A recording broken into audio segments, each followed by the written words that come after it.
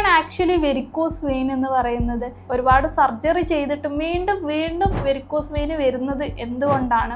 ഈ varicose vein surgery ഇല്ലാതെ എങ്ങനെ നമുക്ക് തുടക്കത്തിൽ തന്നെ മാനേജ് ചെയ്ത് കൊണ്ടുപോകാന്നുള്ളതാണ്. തുടർച്ചയായിട്ട് കോൺസ്റ്റിപ്പേഷൻ അല്ലെങ്കിൽ മലബന്ധം ഉണ്ടെന്നുണ്ടെങ്കിൽ അത് ശ്രദ്ധിക്കേണ്ടതാണ്. കാലിലെ രക്തധമനികളുടെ വാൾവ് കറക്റ്റ് ചെയ്താൽ പോലും നിങ്ങളുടെ ജീവിതശൈലിയിലുള്ള കാര്യങ്ങൾ അതുപോലെ തുടർന്നാൽ വീണ്ടും ഈ ബുദ്ധിമുട്ട് വരാൻ കാരണമാവുന്നുണ്ട്. ചിലർക്ക് പ്രത്യേകിച്ച് സ്ത്രീകളിൽ രാത്രി ആകുമ്പോഴേക്കും കാലിൽ ഭയങ്കര ഹെവിനെസ്, വേദന, ചില കേസിലാണെന്നുണ്ടെങ്കിൽ ഒരു ബേണിങ് സെൻസേഷൻ, നല്ല പുകച്ചിൽ തോന്നുക, കാലിൻ്റെ കണങ്കാല് ഭാഗത്ത് നല്ല രീതിയിൽ നീര് വരുന്ന ബുദ്ധിമുട്ട്, പ്രത്യേകിച്ച് ഒരുപാട് നേരം നിന്ന് ജോലി ചെയ്യുന്നവരിൽ ഇങ്ങനെയുള്ള ബുദ്ധിമുട്ടുകൾ കാണാം.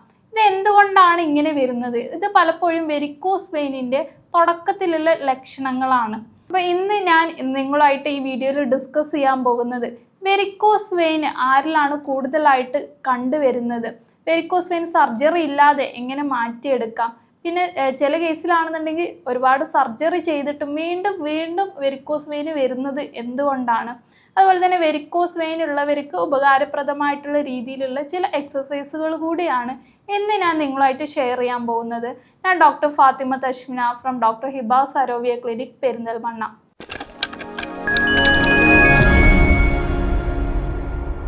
വെരിക്കോസ് വെയിൻ കൂടുതലായിട്ട് കണ്ടുവരുന്നത് പ്രത്യേകിച്ച് ഒരുപാട് നേരം, ദീർഘനേരം നിന്ന് ജോലി ചെയ്യുന്നവർ, പോലീസ്, അതുപോലെ ടീച്ചേഴ്സ്, നേഴ്സ് പോലെയുള്ള ഒരുപാട് നേരം നിന്ന് ജോലി ചെയ്യുന്നവരിൽ വെരിക്കോസ് വെയിനിൻ്റെ ബുദ്ധിമുട്ടുകൾ കണ്ടുവരുന്നുണ്ട്.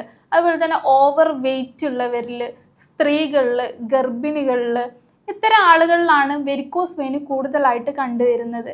എന്താണ് ആക്ച്വലി വെരിക്കോസ് വെയിൻ എന്ന് പറയുന്നത്? നിങ്ങളുടെ കാലിലുള്ള രക്തധമനികളിൽ ഒരുപാട് വാൾസ് ഉണ്ട്. ഇത് കാലിൽ നിന്ന് തിരിച്ച് ഹാർട്ടിലോട്ട് ബ്ലഡ് പമ്പ് ചെയ്യാൻ വേണ്ടിയിട്ടാണ് ഹെൽപ്പ് ചെയ്യുന്നത്. അപ്പോൾ ഈ വാൾസ് കറക്റ്റായിട്ട് പ്രവർത്തിക്കുന്നില്ല എങ്കിൽ ഈ കാലിൽ നിന്ന് ഹാർട്ടിലോട്ട് ബ്ലഡ് തിരിച്ചു പോകാതെ കാലിൽ തന്നെ ബ്ലഡ് കെട്ടി നിൽക്കും. ഇങ്ങനെയുള്ള ഒരു അവസരത്തിൽ രക്തധമനികൾ കൂടുതലായിട്ട് വീർക്കുകയും ബ്ലഡ് കെട്ടി കിടന്ന് കൂടുതലായിട്ട് വീർക്കുകയും അതാണ് വെരിക്കോസ് വെയിൻ ആയിട്ട് കാണപ്പെടുന്നത്. അപ്പോൾ ഈ വെരിക്കോസ് വെയിൻ സർജറി ഇല്ലാതെ എങ്ങനെ നമുക്ക് തുടക്കത്തിൽ തന്നെ മാനേജ് ചെയ്ത് കൊണ്ടുപോകാമെന്നുള്ളതാണ്. ഒന്നാമതായിട്ട് നിങ്ങൾ നല്ല ഓവർ വെയിറ്റ് ആയിട്ടുള്ള ഒരാളാണ്, ഒബീസ് ആയിട്ടുള്ള ഒരാളാണെന്നുണ്ടെങ്കിൽ തീർച്ചയായിട്ടും നിങ്ങൾ ക്രമേണ നിങ്ങൾ വെയിറ്റ് കുറക്കാനായിട്ട് ശ്രദ്ധിക്കുക. രണ്ടാമതായിട്ട് പറയുന്നത്, നിങ്ങൾ ഒരുപാട് നേരം നിന്ന് ജോലി ചെയ്യുന്നവരാണെന്നുണ്ടെങ്കിൽ, ഇപ്പോൾ തീർച്ചയായിട്ടും വീട്ടമ്മമാരാണെന്നുണ്ടെങ്കിൽ ഒരുപാട് നേരം നിന്ന് ജോലി ചെയ്യുന്നവരാണെന്നുണ്ടെങ്കിൽ മണിക്കൂറിൽ ഒരു പ്രാവശ്യമെങ്കിലും ഇരുന്ന് നിങ്ങൾ കാല് ഉയർത്തി വെച്ച് നിങ്ങൾ ഇരുന്ന് കുറച്ച് നേരം റെസ്റ്റ് എടുക്കുക.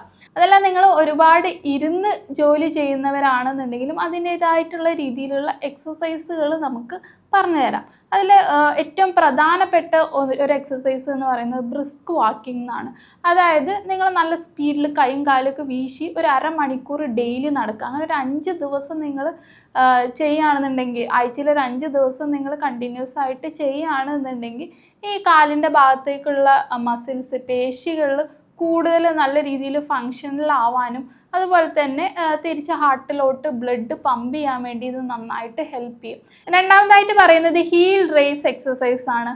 അതായത് നിങ്ങളൊരു പരന്ന പ്രതലത്തിൽ നിൽക്കുക, അതിനുശേഷം നിങ്ങളെ മടമ്പ് പതിയെ ഉയർത്തുക, അതിനുശേഷം താഴ്ത്തുക. ഇങ്ങനെ നിങ്ങളൊരു 20 പ്രാവശ്യം, ഒരു സെറ്റായിട്ട് 20 പ്രാവശ്യം നിങ്ങൾ ചെയ്യുക. ഇങ്ങനെ ഒരു ദിവസത്തിൽ ഒരു 2-3 പ്രാവശ്യം നിങ്ങൾ ആവർത്തിക്കുകയാണെന്നുണ്ടെങ്കിൽ നല്ല രീതിയിൽ സർക്കുലേഷൻ മെയിൻറ്റെയിൻ ചെയ്യാനായിട്ട് സാധിക്കും. മൂന്നാമതായിട്ട് പറയുന്നത്, ഇത് ഒരുപാട് ഇരുന്ന് ജോലി ചെയ്യുന്നവരാണ്, അല്ലെങ്കിൽ ഓഫീസിലൊക്കെ ഇരുന്ന് ജോലി ചെയ്യുന്നവരാണ്, വെരിക്കോസ് വെയിൻ്റെ ബുദ്ധിമുട്ടുള്ളവരാണെന്നുണ്ടെങ്കിൽ നിങ്ങൾക്ക് ചെയ്യാവുന്ന ഒരു എക്സസൈസാണ്. അതായത് ആംഗിൾ പമ്പ് എക്സസൈസ് എന്ന് പറയും.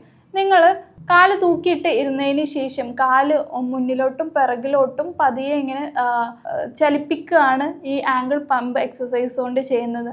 അതാകുമ്പോൾ മസിൽസിൽ ചെറിയ മൂവ്മെൻറ്റ്സ് കാരണം ഇതുപോലെ തന്നെ സർക്കുലേഷൻ കറക്റ്റായിട്ട് മെയിൻറ്റെയിൻ ചെയ്യാനായിട്ട് സാധിക്കും. ഇതൊക്കെയാണ് എക്സസൈസുകൾ പറയുന്നത്. ഇത് കൂടാതെ തന്നെ നിങ്ങൾക്ക് ഒരു ഡോക്ടറെ നിർദ്ദേശപ്രകാരം കംപ്രഷൻ സ്റ്റോക്കിങ്സ് ഉപയോഗിക്കാം. അതുപോലെ തന്നെ ഈ രക്തധമനികളുടെ ആരോഗ്യത്തിനായിട്ട് കുറച്ച് ഭക്ഷണങ്ങൾ കൂടി ഞാൻ പറഞ്ഞുതരാം. അതിൽ മെയിനായിട്ട് പറയുന്നത് വൈറ്റമിൻ സി അടങ്ങിയിട്ടുള്ള ഭക്ഷണങ്ങൾ. വൈറ്റമിൻ സി കൊളാജൻ സിന്തസിസിന് വേണ്ടി ഹെൽപ്പ് ചെയ്യുന്നുണ്ട്. അതായത് രക്തധമനികളുടെ വാൾസിലുള്ള ഒരു പ്രോട്ടീനാണ് കൊളാജൻ എന്ന് പറയുന്നത്. ഇപ്പോൾ ഈ വെരിക്കോസ് വെയിന് കാരണം ഇതിൻ്റെ എലാസ്റ്റിസിറ്റി, രക്തധമനികളുടെ എലാസ്റ്റിസിറ്റി നഷ്ടപ്പെടും. അപ്പോൾ ആ ഒരു അവസരത്തിൽ വൈറ്റമിൻ സി അടങ്ങിയിട്ടുള്ള ഭക്ഷണങ്ങൾ കൂടുതലായിട്ടുള്ള കൊളാജൻ സിന്തസിസിന് വേണ്ടി ഹെൽപ്പ് ചെയ്യും.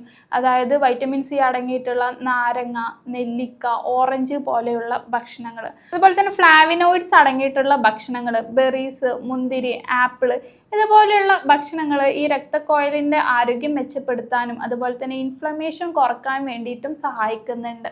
പിന്നെ നിങ്ങൾ ശ്രദ്ധിക്കേണ്ടത്, ഈ വെരിക്കോസ് വെയിൻ ഉള്ളവർക്ക് കണ്ടിന്യൂസ് ആയിട്ട് തുടർച്ചയായിട്ട് കോൺസ്റ്റിപ്പേഷൻ അല്ലെങ്കിൽ മലബന്ധം ഉണ്ടെന്നുണ്ടെങ്കിൽ അത് ശ്രദ്ധിക്കേണ്ടതാണ്. കാരണം തുടർച്ചയായിട്ടുള്ള മലബന്ധം കാരണമായിരിക്കാം ചിലപ്പോൾ വെരിക്കോസ് വെയിൻ ഉണ്ടാവുന്നത്. തുടർച്ചയായിട്ടുള്ള മലബന്ധം കാരണം കൂടുതലായിട്ട് പ്രഷർ വയറിൻ്റെ ഭാഗത്തോട്ട് കൊടുക്കുകയാണെന്നുണ്ടെങ്കിൽ അതേ പ്രഷർ തന്നെ കാലിൻ്റെ ഭാഗത്തോട്ടും കാലിൻ്റെ രക്തധമനികളിലും ഭയങ്കര പ്രഷർ വരാൻ ചാൻസ് ഉണ്ട്.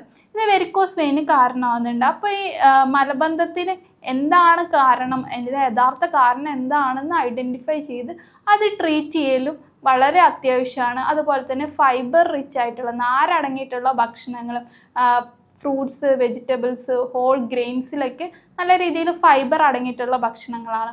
അപ്പോൾ അത്തരം ഭക്ഷണങ്ങൾ ഈ കോൺസ്റ്റിപ്പേഷൻ ഉള്ളവർ അവർ ഉൾപ്പെടുത്തുക. അതുപോലെ തന്നെ ദിവസം ഒരു 3 ലിറ്റർ വെള്ളം കുടിക്കാനും കൂടി ശ്രദ്ധിക്കുക. പിന്നെ ചില കേസിൽ സർജറി ചെയ്തിട്ടും വീണ്ടും വീണ്ടും ഈ പ്രശ്നങ്ങൾ എന്തുകൊണ്ടാണ് വരുന്നത് എന്നുള്ളതാണ്. അപ്പോൾ ഈ നേരത്തെ പറഞ്ഞ കാലിൻ്റെ രക്തധമനികളുടെ വാൾവ് കറക്റ്റ് ചെയ്താൽ പോലും നിങ്ങളുടെ ജീവിതശൈലിയിലുള്ള കാര്യങ്ങൾ അതുപോലെ തുടർന്നാൽ വീണ്ടും ഈ ബുദ്ധിമുട്ട് വരാൻ കാരണമാവുന്നുണ്ട്. ഇപ്പോൾ ഒരുപാട് വെയിറ്റ് ഉള്ള ഒരാളാണെന്നുണ്ടെങ്കിൽ ആ വെയിറ്റ് കുറക്കാതെ ഈ വാൾവ് മാത്രം കറക്റ്റ് ചെയ്തുകൊണ്ട് കാര്യമില്ല.